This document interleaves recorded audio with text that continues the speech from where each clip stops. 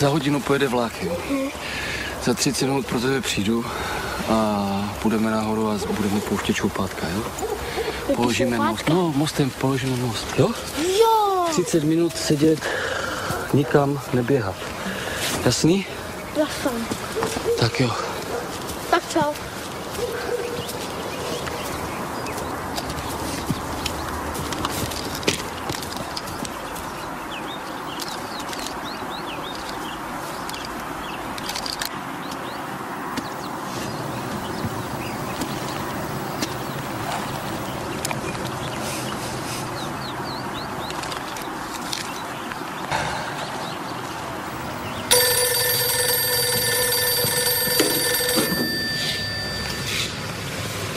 Jo, jasně.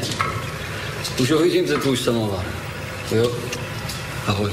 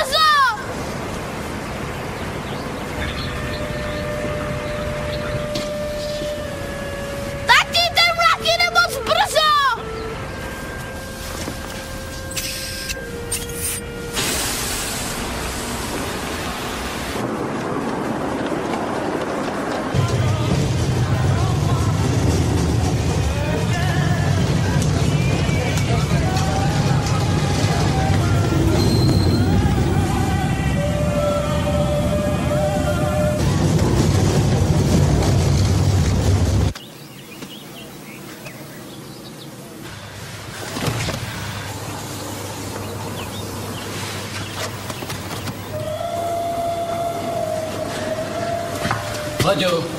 Láďo! Láďo!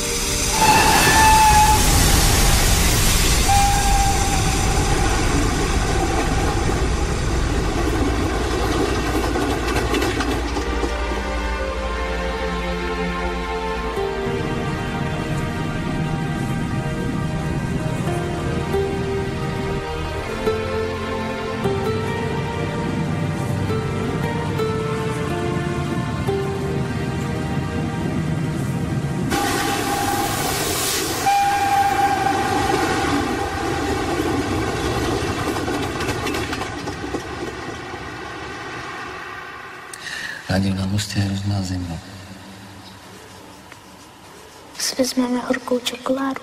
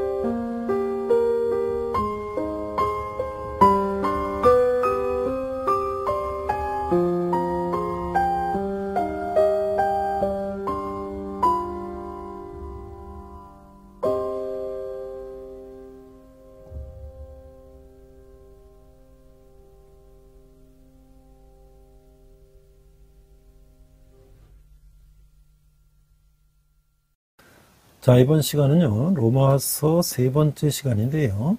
하나님께서 구원을 예비하심.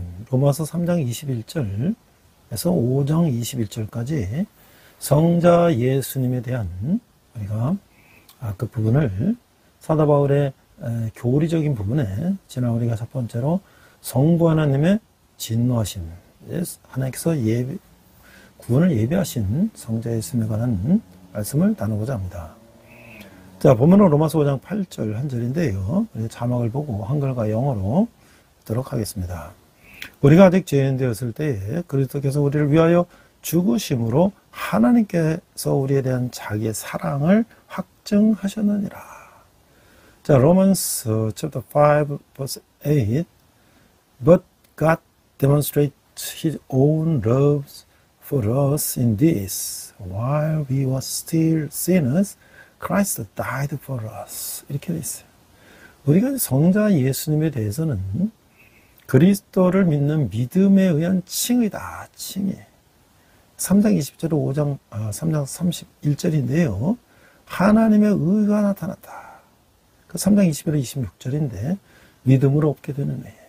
구속에서 나타나는 애. 그 다음에 오직 믿음으로만 의롭게 된다라는 것을 말씀하고 있고요.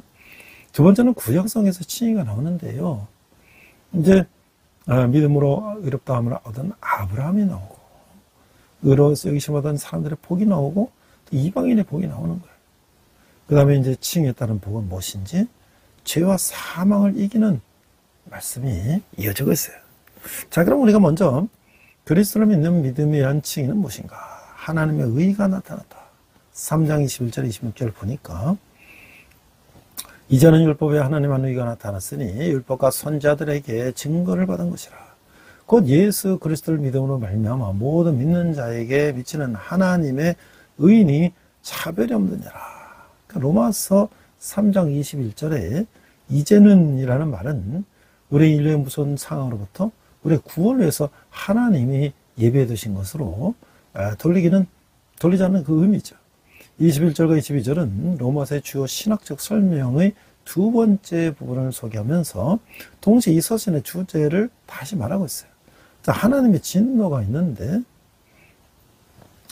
그러나 이제는 구원이 있어요. 그래서 인간의 믿음이 의롭게 된다. 그래서 로마서 1장 18절 3장 20절은 하나님의 진노, 인간의 범죄라며, 그러나 예수 그리스도 말미암아 우리가 또 성령님으로 말미암아 의롭게 된다. 그러니까 바울은 하나님의 의가 복음 안에서 나타난다고 말했어요.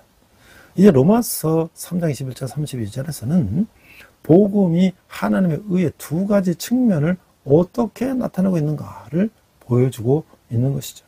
하나님께서 사람들에게 주시는 의는 사람들이 그리스도를 믿을 때 개인적인 경험에서 나타나요. 두 번째는 하나님 자신의 의는 구속에서 나타나죠. 하나님 인간에 대해 행하시는 모든 일에서 바르고 공정하시다. 그래서 믿음으로 얻게 되는 의는 무엇인가?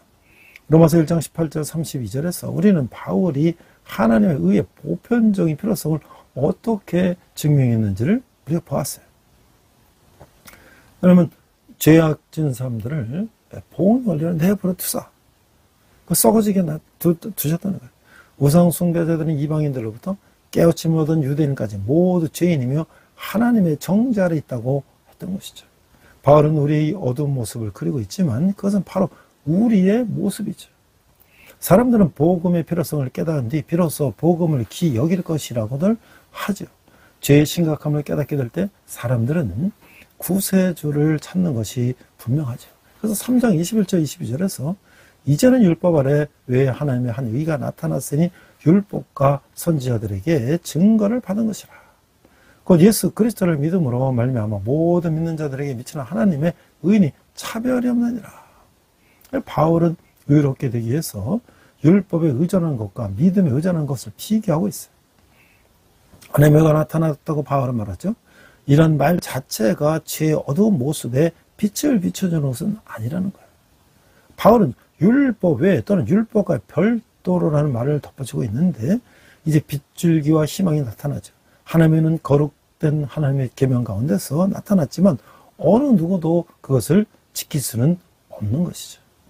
율법은 선하고 옳은 것이었지만 인간의 죄된 본성을 변화시킬 수는 없다고 하는 거예요. 로마서 3장 22절에서 우리는 하나님의 의가 우리 모두가 얻을 수 있는 구원의 한 방법으로 하나님께서 예비해 주신 것을 알게 되는 거예요. 정죄를 받고 영적으로 무력한 죄인이라도 예수 그리스도를 믿는 믿음으로 가질 수가 있는 거예요. 21절에서 우리가 보았던 작은 빗줄기가 점점 더 밝아져서 로마서 1장 18절, 3장 20절의 어두움을 완전히 몰아내게 되는 거예요. 이는 예수 그리스도를 믿는 믿음을 통하여 오는 것인데 이것이 좋은 소식이라고 하는 거죠. 우리는 로마서 3장 22절, 23절에서 하나님께서는 유대인과 이방인을 위한 단 하나의 구원의 방법을 가지고 계신 것을 알게 되는 것이죠. 모든 사람은 죄인이에요. 바울은 22절에서 곧 예수 그리스도를 믿음으로 말미암아 모든 믿는 자들에게 미치는이라는 말에서 로마서 1장 17절에 믿음이라는 원리를 되풀이하고 있어요. 우리가 복음을 믿고 그리스도를 신뢰하게 될 때 그분은 우리에게 구원에 필요한 그리고 올바른 삶에 필요한 믿음을 주시는 것이죠. 죄인의 삶의 의의를 가져다주는 믿음은 죄를 이기는 삶을 사는데 필요한 원리가 되는 거예요. 하나님께 믿음으로 처음 응답한 것은 날마다 그분께 응답하는 것으로 발전되는 것이죠. 신학과는 신학적으로 말하자면 믿음의 첫 행위는 칭의와 관계가 있는 거예요. 그 계속되는 믿음 생활은 성화와 관계가 있는 것이죠. 여기서 우리는 로마서에 나타난 성화에 관한 바울의 가르침의 토대를 보게 되는 거예요. 하나님의 믿음의 말씀에 매일 응답하는 믿음의 생활은 신자들을 점차 죄와는 더욱더 멀어지게 하는 것이죠. 바울은 믿음이 거룩함에 이르는 길이라고 말하고 있는 거예요. 그래서 하나님의 의와 방법은 로마 3장 20절 22절에 보면 근원은 하나님이시고 율법과는 별도로 그런 율법의 증거를 받아서 죄 특성은 예수 그리스도를 신뢰함으로써 조건은 그리스도를 믿는 것이고 범인은 모든 사람에게 이 범인 선정 이유는 차별 없이 선물은 뭐예요? 하나님의 의, 하나님의 관계가 회복된다라고 하는 거예요. 그래서 23절에 모든 사람이 죄를 범했으면 하나님의 영광에 이르지 못하다니 이 로마서 3장 23절은 이 서신의 첫 단락을 요약한 것인데 모든 사람들이 죄인이라는 것이 증명됐어요. 예고자는 한 사람이 모두 죄인이라는 것이죠. 3장에서 그런 말을 하는 것은 3장 20절 23절을 여기 대비해서 찾아볼 수 있는데 이 중요한 행위는 계속되는 결과고 믿음의 의의가 믿음으로 죄는 하나님의 영광에 이르지 못하게 된다. 그래서 우리는 이미 로마서 1장 18절에서 32절에서 죄가 어떻게 지속적인 영적으로 하나 연약함으로 이끌어가는가를 보았어요. 이 타락시키는 죄의 세력 때문에 사람들은 점점 더 죄악 속으로 빠져들었던 것이죠. 제가 어느 동성애자의 양심 고백이라는 걸 통해서 얼마나 사람들이 타락 속으로 늪으로 빠져들어가는 걸 우리가 확인할 수 있었죠. 그래 구속에서 나타나는 의를 보니까 24절 그리스도 예수 안에 있는 속량으로 말미암아 하나님의 은혜로 값없이 의롭다 하심을 얻은 자 되었느니라. 이 예수를 하나님이 그의 피로써 믿음으로 말미암은 화목제물로 세우셨으니 이는 하나님께서 길이 참으시는 중에 전에 지은 죄를 간과하심으로 자기의 의로심을 나타내려 하심이니 곧 이때에 자기의 의로심을 나타내서 자기도 의로우시며 또한 예수 믿는 자를 의롭다 하려 하심이라. 그러니까 칭의는 법률 용어예요.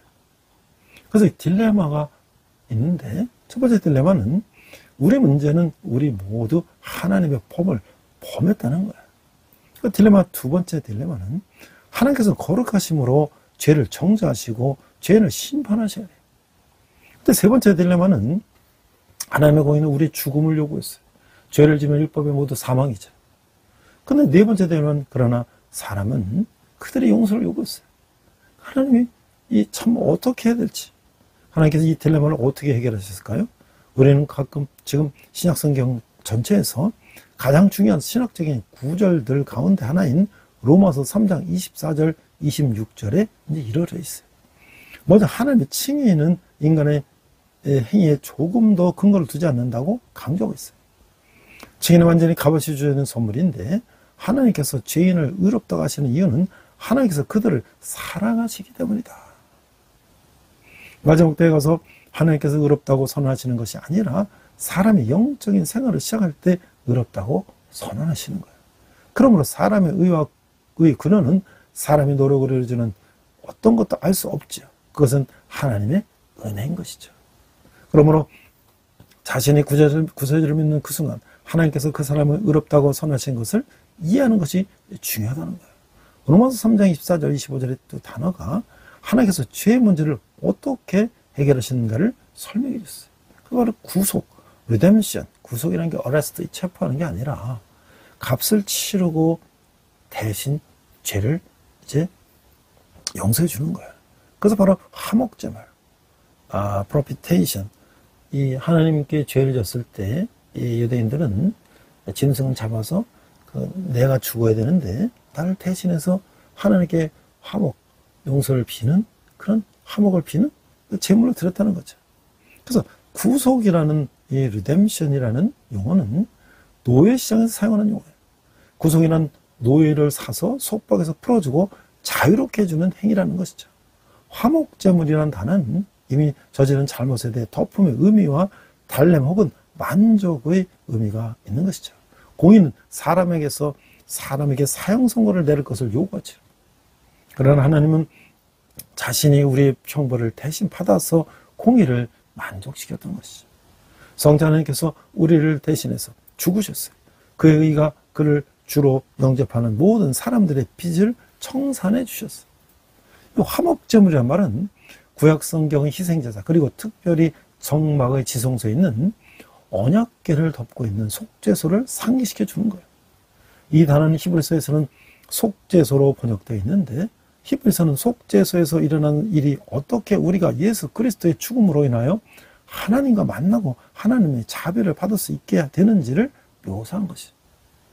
그래서 구원의 딜레마의 해결은 로마 3장 24절에서 26절에 보니까 방법은 예수 그리스도의 구속을 통해서 화목제물을 통해서 받는 법은 값없이 그리스도의 피를 믿는 믿음으로 이유는 하나님의 은혜로 결과는 의롭게 됐다. 자, 그래서 두 번째 오직 믿음으로만 의롭게 된다.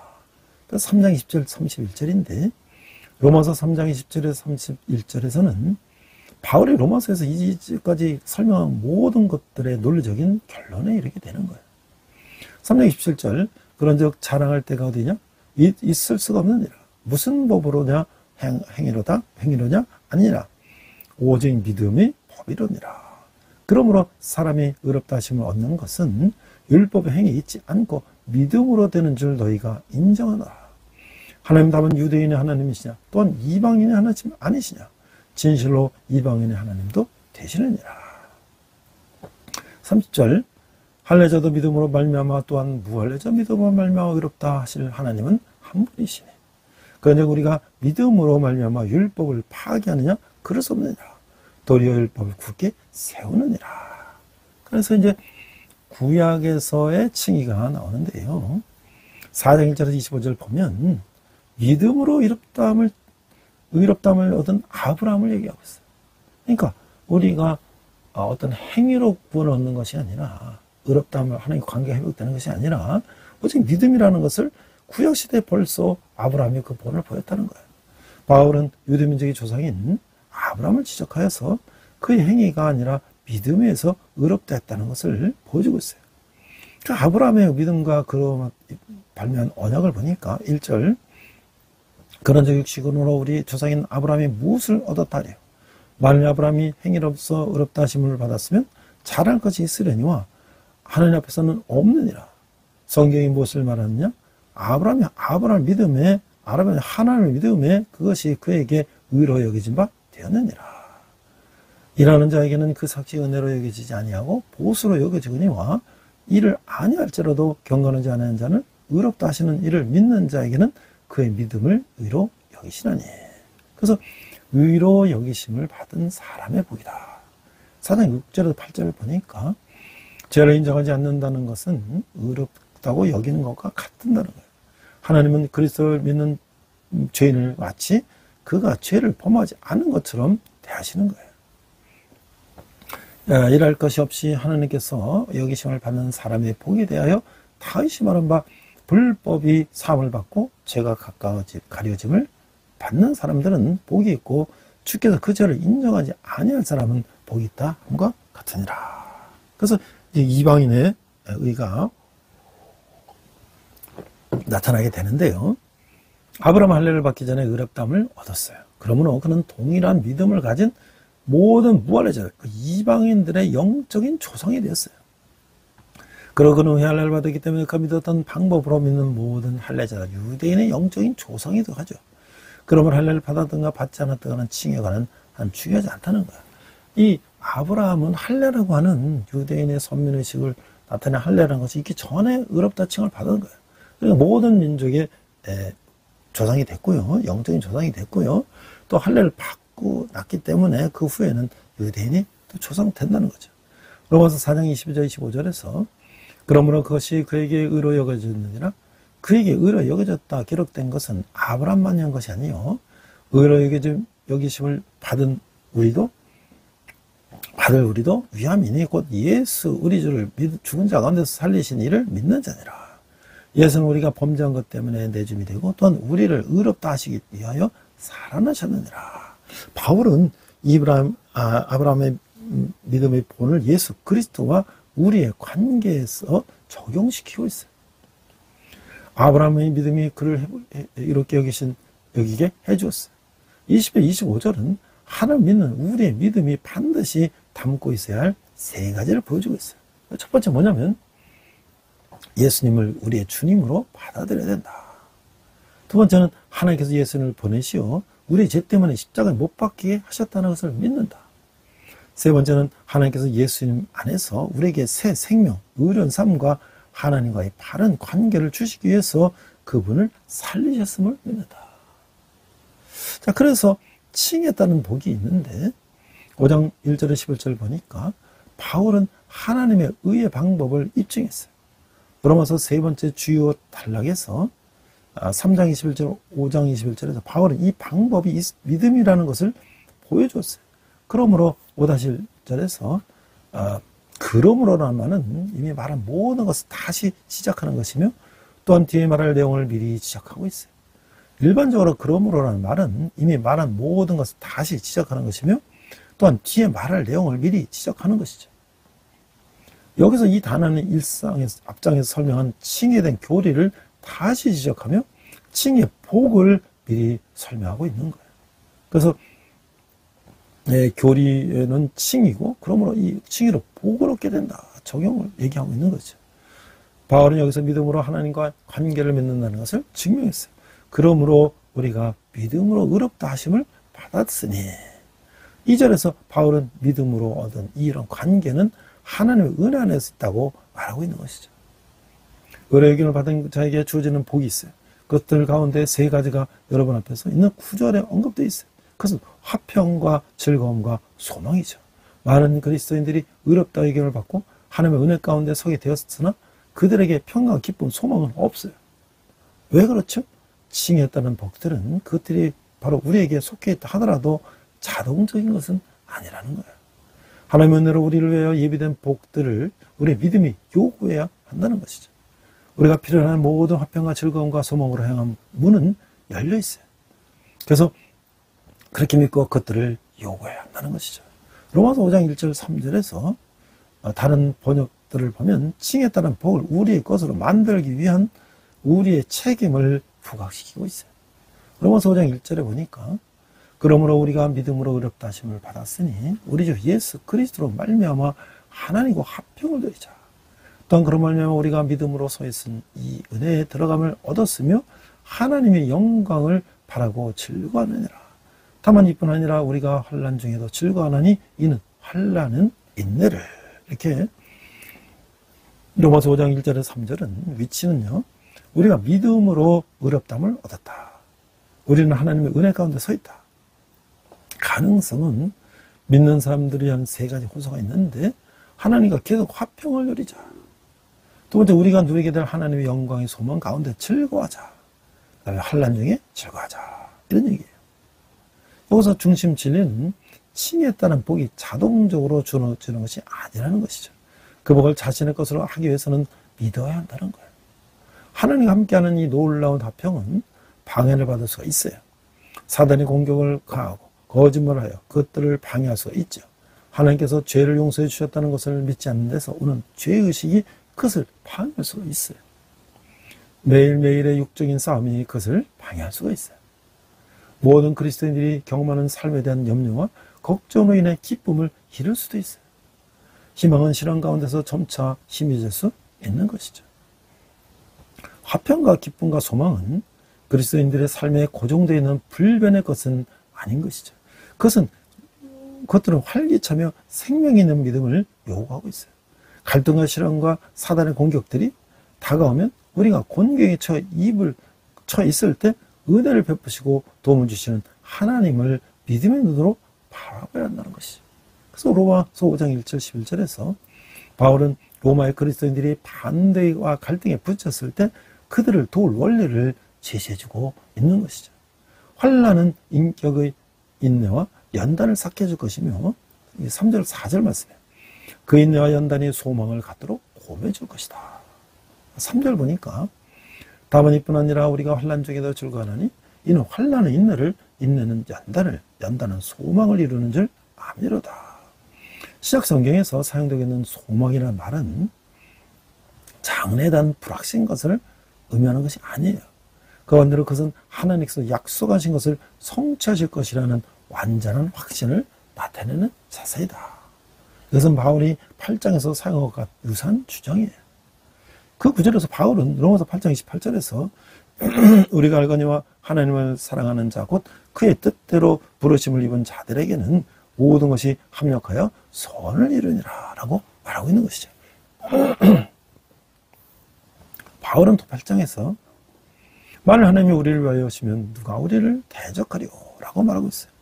승리하는 기독교인의 삶에 주어지는 모든 특별한 복들은 예수를 우리의 주이며 구세주로 받아들임으로써 우리에게 주어진다고 하는 것이죠. 이 장의 나머지 부분에서는 이 관계에 대해서 말하고 있어요. 자, 우리 그리스도인들이 많은 박해를 받았죠. 특별히 로마의 박해는 정말로 오랜 기간 동안 잔인하게 박해를 받았는데요. 우리가 로마 황제가 어떤 이유로 박해를 했고 어떤 방법으로 박해를 했으며 어떤 사태가 일어난지를 한 300년 동안 보면 첫 번째가 이제 네로 황제가 있는데요. 54년, 68년인데 로마시를 이제 방어를 하고 그리스도인들을 뒤집어 씌웠죠.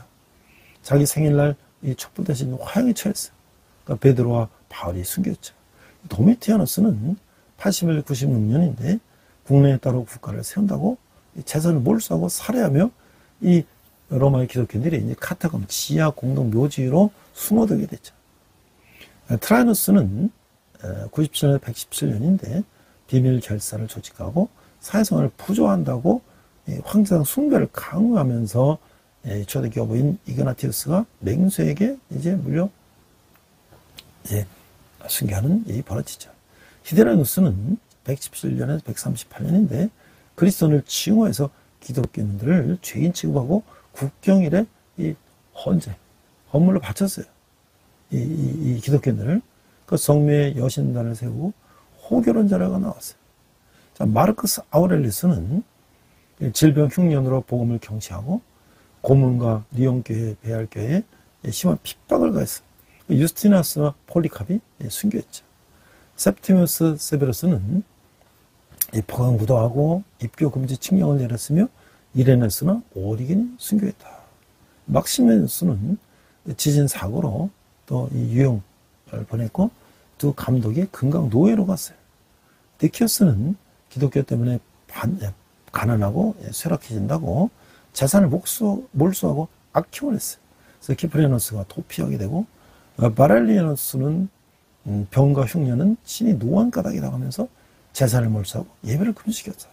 그래서 키프레노스가 순교하게 됐고, 그래서 디오클레티아노스는 부제 갈릴리우스의 참소로 인해서 교회를 파괴하고 성경 교회 교인을 아주 불을 켜 죽였어요. 그러니까 니고메데아 회당이 파괴되고 성 가다리우스가 옥사는. 그런데 이 300년 후에 컨스탄틴 황제에 의해서 기독교가 공인되는 그런 300년간의 많은 기독교인들은 이 핍박과 이제 순교를 당했던 것이죠. 자, 근데 북한교도 마찬가지죠. 아마 이 2000년이 지난 오늘날 세계 최악의 기독교 박해국가가 북한인데, 북한은 8년째 기독교 박해국가 1위 오명을 받았다. 오픈도 선교회가 2010년 기독교 박해 뉴스를 발표했는데 탄압 심해진 이란이 2위 올랐다는 거예요.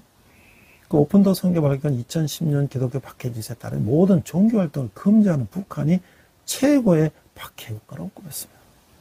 사우디아라비아는 제치고 이란이 박해국가 2위 올랐다. 사우디와 이란 모두 이슬람 국교로 삼고 있는 나라지만 그전 저작부터 이란에서 기독교인을 체포하는 등 탄압이 거세진 것이 이유가 됐다. 사우디아라비아의 기독교인 박해는 달라진 것이 없으나 신앙으로 인해 살해당하거나 신체가 위협을 받았다는 보고가 없어 이란보다는 다소 나은 상황으로 파악됐다. 소말리아는 크리스찬들이 자유가 더 악화되면서 4위로 올라갔다.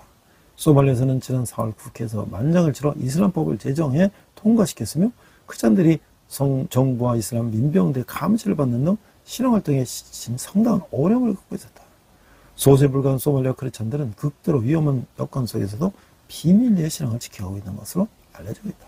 지금 북한에서는 원래 예배드리다 붙잡히면 정점 수용소에 들어가고 거기서 온갖 노동과 질병과 굶주림에 시달리다 결국은 이제 생체 실험으로 들어가서 죽는 그런 가운데도 그들은 하나님을 예배하고 목숨을 걸고 이제 주님을 찾고 있는 것이죠. 자, 이제 우리가 그런 우리 동포들이 하나님께서 어떻게 그들에게 구세주가 되실 것인가. 자, 죄와 사망을 이기는 것이 5장 12절 21절인데요. 자, 아담과 그리스도가 비교되고 있어요. 12절 그러므로 한 사람으로 말미암아 죄가 세상에 들어오고 죄로 말미암아 사망에 들어왔나니 이와 같이 모든 사람이 죄를 지었으므로 사망이 모든 사람에게 이르느니라. 제가 율법이 있기 전에도 세상에 있었으나 율법이 없었을 때에는 죄를 죄로 여기지 아니하였느니라. 그러므로 아담으로부터 모세까지 아담의 범죄와 같은 죄를 짓지 아니한 자들까지도 사망이 왕노릇하였나니 아담은 오실 자의 모형이라. 로마서 5장 12절에서 22절은 하나님의 의가 나타남이라는 바울의 주제 전개에 있어서 이 전환 구절이에요. 이제까지 바울은 하나님의 의와 그것이 사람에게 주어지는 것, 즉 칭의에 관해 다뤘어요.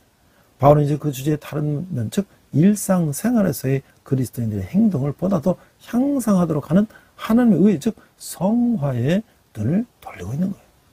다시금 믿음으로 믿음에 이르는 원리가 이 태도가 되고 있어요. 칭의는 믿음이란 중요한 행위와 관련이 있죠. 이제 바울은 인간의 그런 말미암아 죄의 세력에서 구원을 받을 수 있는 계속되는 살아있는 믿음, 즉 성화에 관심을 두고 있는 것이죠. 12절에서 21절에서 바울은 아담과 그리스도를 대조시키고 있어요. 여기서 대조는 오직 아담과 그리스도인의 대조만 아니죠.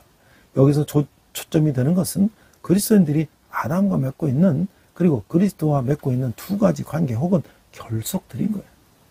아담과 우리의 관계 때문에 우리에 있는 죄의 세력은 우리가 다루어야 할 실제적인 존재라고 하는 것이죠. 바울은 죄의 존재가 실제한다는 것을 부인하지 않고 있어요. 아담의 불순종은 인류에게 큰 손해를 폈어요. 그는 이것을 과소평가하지 않았고, 그러나 바울은 여기에서 그리스도인들과 그리스도인과의 관계가 죄의 원리와 그리스도인들과 그리스도의 관계가 죄의 원리와 갈등하는 우리에게 새로운 원리를 가져주고 있다고 말하고 있어요. 그것은 은혜의 원리야. 그래서 5장 17절에 15, 17절에 보니까 그러나 연사는 그 범죄와 같지 아니하고 곧 한 사람의 범죄로 인하여 많은 사람이 죽었은즉 더욱 하나님의 은혜와 또한 한 사람 예수 그리스도의 은혜로 말미암은 선물은 많은 사람에게 넘쳤느니라. 17절 한 사람의 범죄로 말미암아 사람에게 그 한 사람을 통하여 왕노릇하였은즉 더욱 은혜와 의의 선물을 넘치게 받는 자들은 한번 예수 그리스도를 통하여 생명 안에서 왕노릇하리로다. 20절 율법이 들어온 것은 범죄를 더하게 하려 함이라. 그러나 죄가 더한 것에 은혜가 더욱 넘쳤나니 이는 죄가 사망 안에서 왕노릇한 것 같이 은혜도 또한 이로 말미암아 왕노릇하여 우리 주 예수 그리스도로 말미암아 영생에 이르게 하려 함이라. 자, 이 구절이 강조가 있는 것은 예수 그리스도 안에서 하나님의 계획은 아담과 우리와의 관계에 관련된 문제들을 충분히 처리해줄 뿐만 아니라 그 이상의 일을 한다는 거예요. 그리스도의 관계를 맺음으로 얻는 유익은 죄를 충분히 극복하게 해주고도 남는다는 것이죠.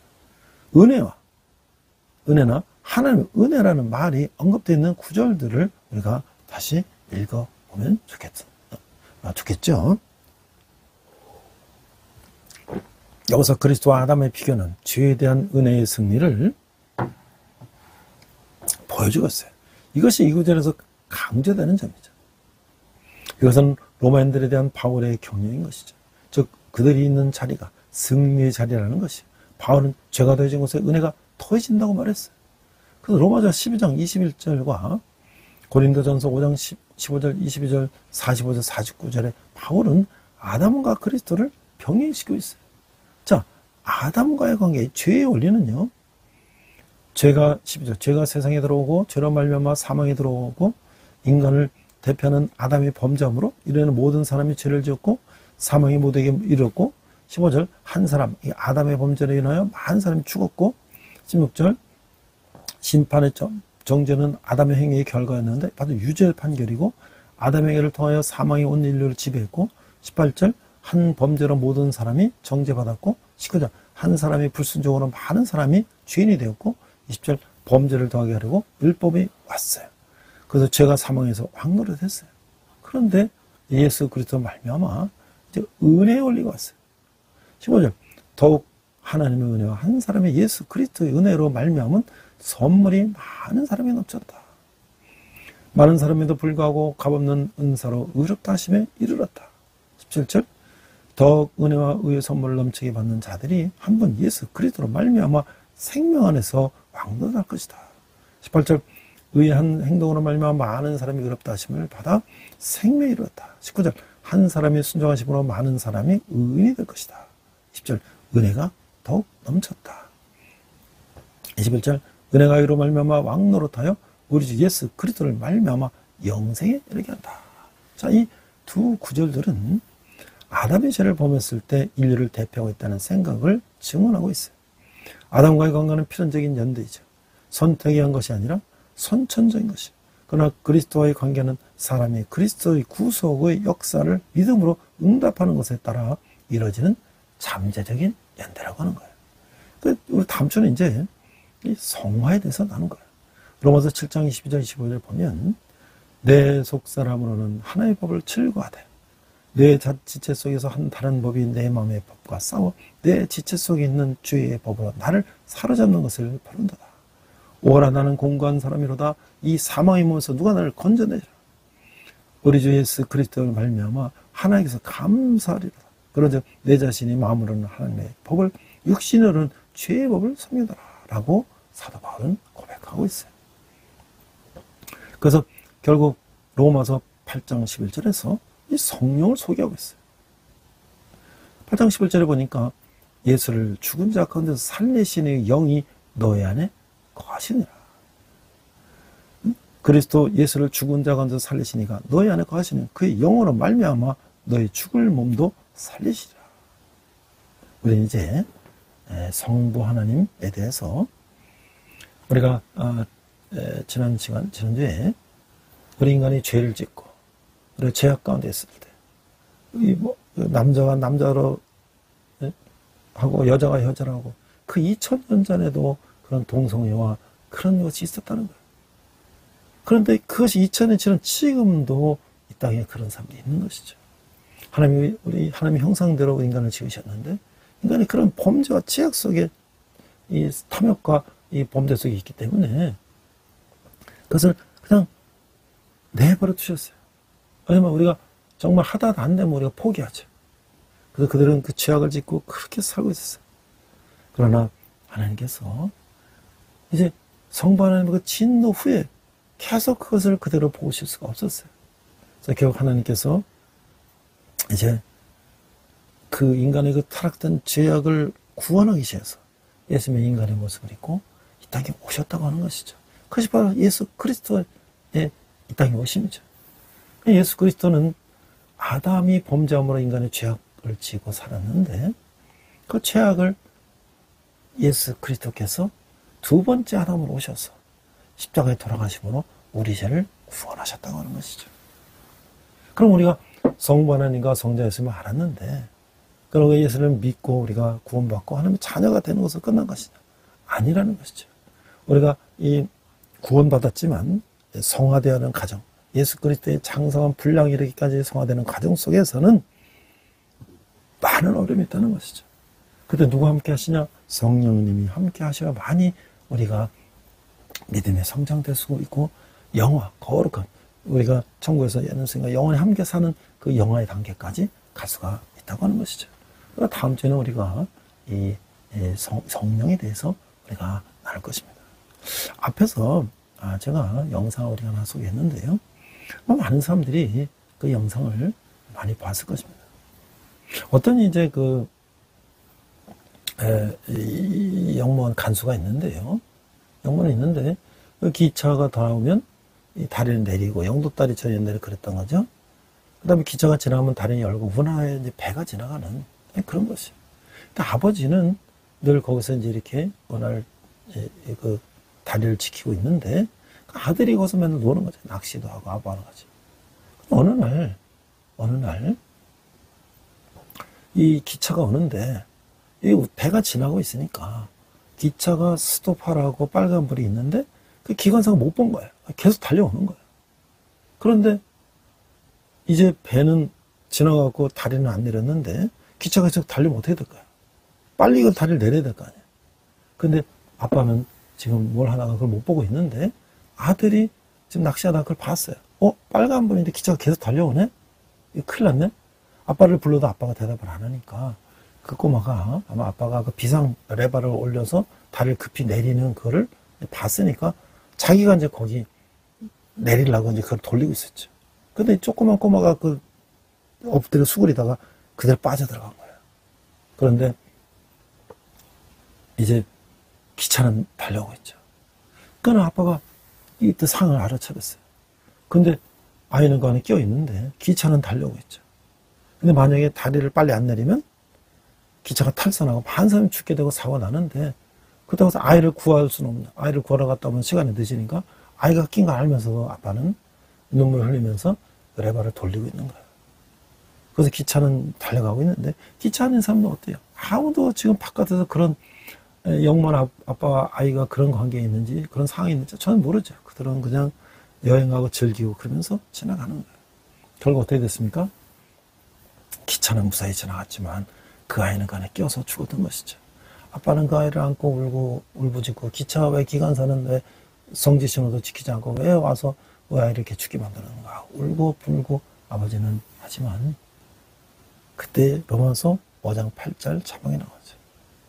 우리가 오늘 본문으로 이제 읽었던 그 본문이죠. 그러니까 그때 우리가 아직 죄인 되었을 때 그때께서 우리를 위하여 죽으심으로 하나님께서 우리에 대한 자기 사랑을 확증하셨느니라. 우리 인간들은 아무도 몰라요. 아무도 모르고 그냥 뭐 탈선을 하는지 뭐 기차가 어디 뭐 교통사고 나는지 모르고 그 안에서 그냥 살고 있어요. 그러나 기차가 탈선하는 걸 방지하기 위해서 어린 아들을 희생시키면서 그 영모는 그 기차가 탈선하지 않도록 다리를 내리는 그런 모습 속에서 우리는 얼마나 하나님께서 우리를 사랑하시는 것을 깨닫는 것. 그것이 바로 하나님께서 우리 죄를 대신하기 위해서 이 땅에 오셔서 십자가에 돌아가셨다는 그 의미인 것이죠. 우리 함께 기도하겠습니다. 하나님 아버지 은혜를 감사합니다. 우리가 참으로 죄악 가운데 있었는 우리가 예수 그리스도를 말미암아 우리 하나님의 자녀가 되었고 우리의 과거의 모든 죄악의 용서받음을 다시 한번 깨닫습니다. 하나님 아버지, 그러나 아직도 세상 가운데는 예수 믿는 것이 부담이요, 예수 믿는 것이 번거로운 일이요, 예수 믿는 것이 조롱거리가 된 그런 세상 가운데 우리가 정말 그리스도인이 본을 보이며 그리스도인들이 믿지 않는 자들의 본이 되어서 그들이 우리의 모습을 보며 예수 그리스도를 믿는 그런 놀라운 역사가 우리를 통해서 이루어질 수 있도록 하나님 인도하여 주시옵소서. 감사드리며 예수님 이름으로 기도했습니다.